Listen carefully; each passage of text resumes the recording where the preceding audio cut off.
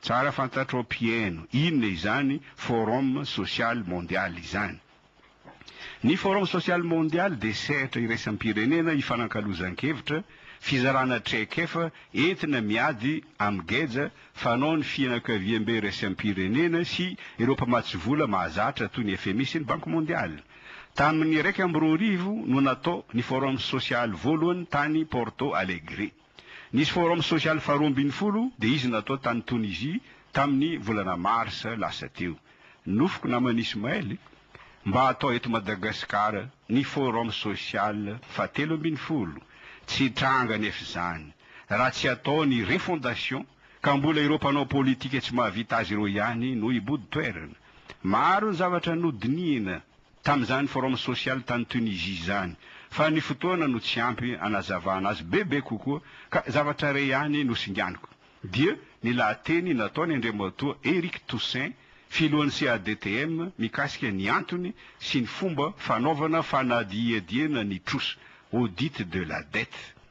Ny zavatra nataony filohan'ny Équateur Rafael Correa no niresiny Eric Toussaint ohatra amin'ny audit ataony mpitondra fanjakana.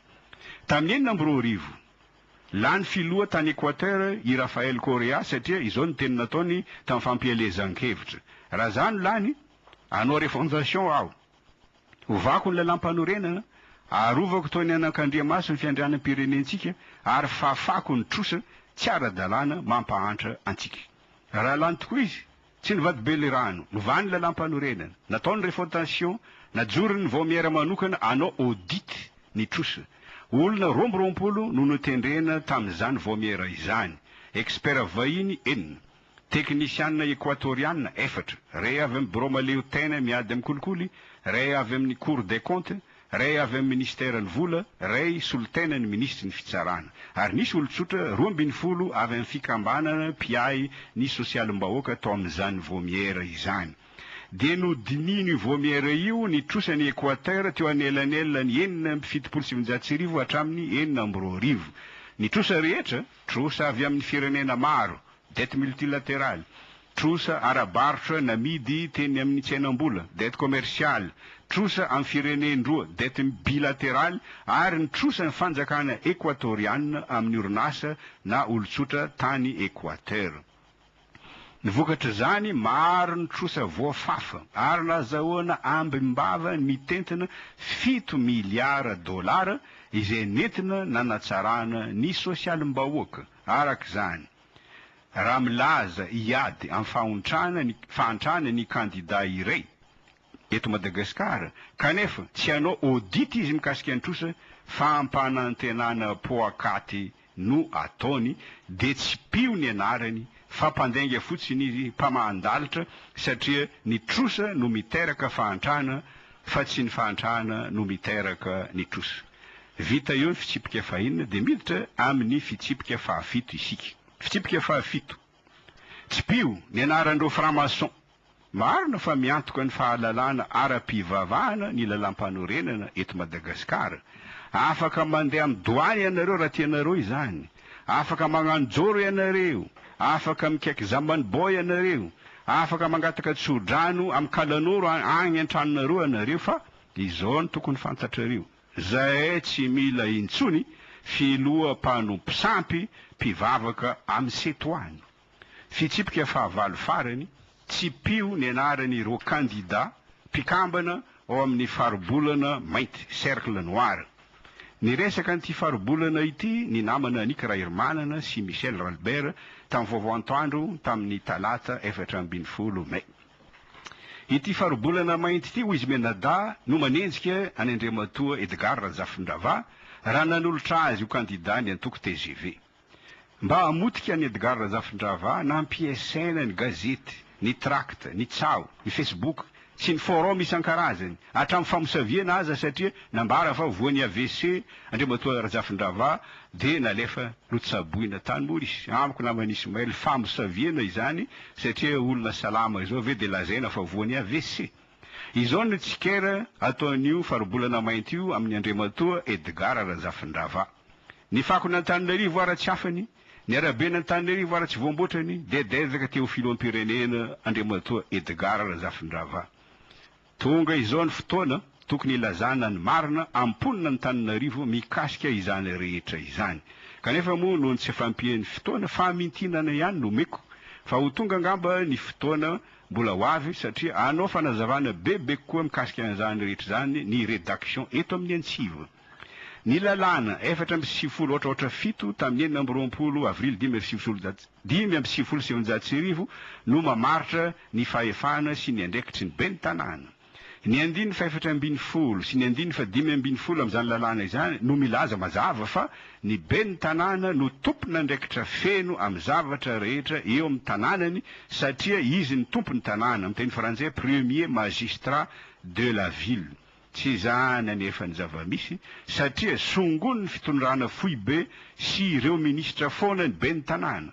Tsy avelany miasa, tsy omeny ny fanampiana na subvention tokony ho azy, omeny baiko tsy tsindriny mihitsy azy. Ohatra, tsy mahazo manome permis de construire avy hatrany ny ben'ny tanàna fa mbola mila miera any amin'ny SRAT, service régional d'aménagement du territoire, mila miera any amin'ny domaine sy any amin'ny topo, kanefa manana teknisiana sy ingénieur mahavita azy ny commune. Raha mihoatra ny 10 mètre tora-droa aza ny velaran'le trano eto Antananarivo, tsy mahazo manao signer permis de construire ny ben'ny tanàna satria andraikitry ny ministry ny fanajarena ny tany hony izany. Kanefa eto Antananarivo ny miorina izany trano izany. Ary mazava be ity tsindry atao amin'ny ben'ny tanàna ity mikasika ny fitantanana ny sefim-pokotany. Ny préfet de police ny Tsimbazaza no sy mandroaka an'ireny filopokotany ireny. Manome baiko azy koa ny ministère ny attany, manome baiko azy ny ministère ny fanapariam-pahaizana dia vaka ny sainy ben'ny tanàna. Mikasika ny fidiram-bolan'ny commune. Maro tononona izy ireo kanefa zara raha miditra ny vola. Ny abatsaina, ny etran-trano, ny etran-tany, etra tsy mivantana mitoka, etra amin'ny fiarakodia misy motera, vignette taloha sy ny sisa. Fa tiako asiana tsindrim-peo manokana eto namany Ismaël ny etra amin'ny fiarakodia mavesatra, taxe de roulage. Ireny fiara lehibe ireny no mpanimba ny arabe eto Antananarivo. Raha ny kasa ampiatra an'io etra io ny tompony andraikitry ny commune, nisy olona miantso azy ireo amin'ny telefona, tsy mitonona anarana fa milaza fotsiny izy ireo fa avy amin'ny ministère fitaterana, ministère ny fanapariam-pahefana sy ny sisa. Dia mandramona ny mpiasan'ny commune hoe raha tsy hita loza ianareo, ajanony ny fitakiana ny taxe ireo tompony camion lehibe dia miapotika ny arabe eto Antananarivo. Iza no tondroin'ny olona ho tsy mahavita azy amin'izany valiny ny ben'ny tanàna. Tahaka izany koa ny famatsiam-bola fer, fonds d'entretien routier. Ny etra alaina amin'ny fivarotana solika TUPP, taxe unitaire sur les produits pétroliers no mamatsy ny fer. Ny vola ampidirin'ny kompania mpivarotra solika iray isam-bolana ao amin'ny TUPP dia 3 miliara ariary raha kely indrindra. Arak'izany, ao anatin'ny herintaona 440 miliara ariary, izany hoe 3 ampitombona 4 ampitombona 12, io no vola ampidiriny ireo kompania mpivarotra solika 4 ao amin'ny TUPP isan-taona. Tsara fantatro-piaino fa ny 20 isan-jato amin'izany dia avy eto Antananarivo daholo. Kanefa 200 tapitrisa ariary monja isan-taona no omeny fer ho an'ny commune urbaine Antananarivo. Amin'izany aza tsy omeny zany vola izany raha tsy mandoa 10 isan-jato ny commune sy mandady eo anatrehany isan'andro. Sy ny commune koa no miantso ny tolotra amin'ny fanamboaran-dalana eto Antananarivo fa ny fer. Raha manao kitotoy ilay orinasa anamboatra lalana no fidiny fer ka zara fa vita ny lalana eto Antananarivo, iza no tondroan'ny olona tsy mahavita azy valiny ny ben'ny tanàna. Raha ny teto-bolan'ny commune urbaine no jerena tsapa fa miatrika ady sarotra ny ben'ny tanàna. Ny teto-bola tamin'ny 1.7 dia 4.4 miliara ariary. Amin'izany 7 miliara fananganana, 7.4 miliara fampandehana ny raharaha. Ho an'ny 2.7 midina izany dia nidina 2.7 miliara ariary, amin'izany 3.4 miliara fananganana, 7.3 miliara fampandehana ny raharaha.